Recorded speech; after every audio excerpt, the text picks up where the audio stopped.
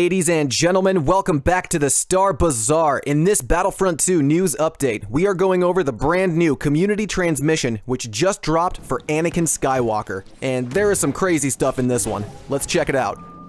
The transmission today is all about Anakin, the newest hero about to join the light side, here to bring balance back to Battlefront 2. It's no fun to read just the transmission verbatim, so I'll sum it up as best as I can, starting with Anakin's base attributes. And we're already starting off strong, literally. Anakin is going to absolutely be the strongest hero ever brought into the game, with a crazy base damage of 140 per lightsaber strike, plus an additional 40 damage if it's from the back, letting him deal up to 180 without star cards. And yes, there is a card that increases that damage. Before we go over that though, the transmission says that due to his raw strength, he won't be very good at deflecting other lightsabers, but he'll still be good at blaster deflections. Anakin has a base health pool of 850, matching Darth Vader on the dark side, and he'll have a base regeneration pool of 350 health. From base stats alone, he's already a monster, but let's keep going and check out his abilities, because Anakin is actually now the most unique hero, with a total of 4 abilities instead of the usual 3.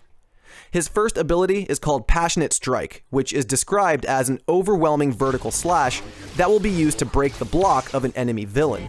It's apparently that large heavy swing that Anakin used right before disarming Dooku in Episode 3. This is really cool. If spam blocking is something that annoys you, Anakin will be your new best friend. This ability has a different damage output depending on who you hit, too, with it dealing 180 damage to heroes and 250 to non-heroes, letting you one-shot pretty much any infantry except a buffed heavy. As the Chosen One, he needs some crazy force abilities too, so Heroic Might is a good start there as his second ability. This is the move that he used against the son and daughter on Mortis when they captured Ahsoka and Obi-Wan. When using this ability, Anakin will stand in place, charging his force power, taking 90% damage reduction. While charging, the radius of the ability will increase, but it will also increase as Anakin takes damage during this time, with the total damage of the ability going up as the radius does. At maximum, the ability will deal 400 damage and 130 at the minimum. The radius also increases by 1 meter for every 50 damage that Anakin takes before the damage reduction calculation. Once the ability is ready, Anakin will throw out both of his arms and release the built-up power, hitting everything around him. The damage potential of this ability is absolutely insane, and it reminds me a lot of a powered-up Repulse, which is pretty cool. It kind of shows the father-son similarities between Anakin and Luke.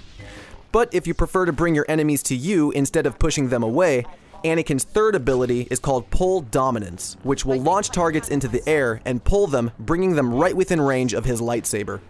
This ability has a base damage of 70 to heroes and 100 to non-heroes. Again, he shares a similarity of force powers, this time with his grandson Kylo. Tell me why Battlefront 2 does a better job at honoring the Skywalker saga than the new movies do. That's a conversation for the comments section, but let's talk about Anakin's fourth ability real quick, because by the sound of it, it will be a passive ability that can be activated at will. Retribution is a darker ability than most on the light side.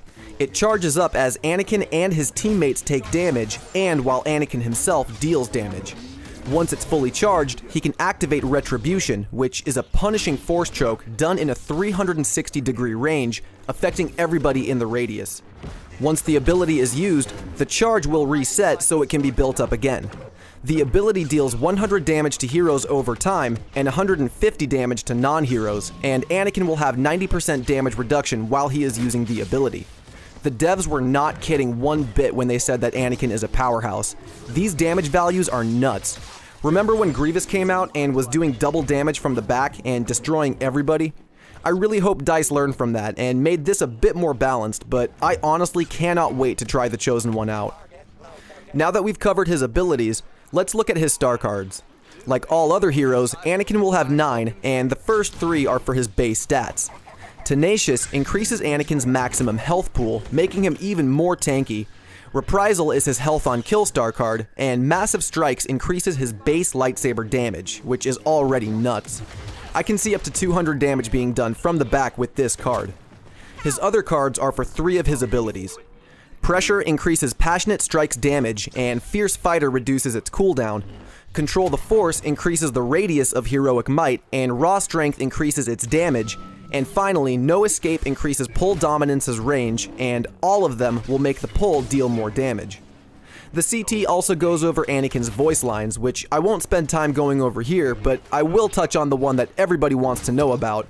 And yes, Anakin will say, "I don't like sand. It's coarse and rough and it gets everywhere." Of course, that's the most important one.